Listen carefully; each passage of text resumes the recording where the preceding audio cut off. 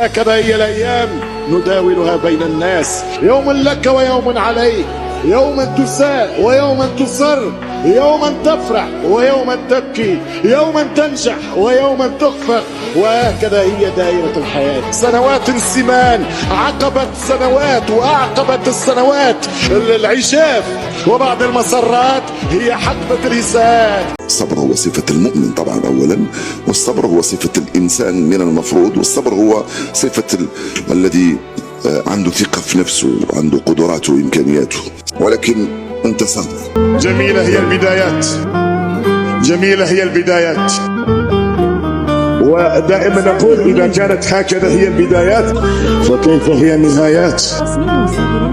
هل يكون الوضع مشابها؟ هل يكون الوضع مختلفا؟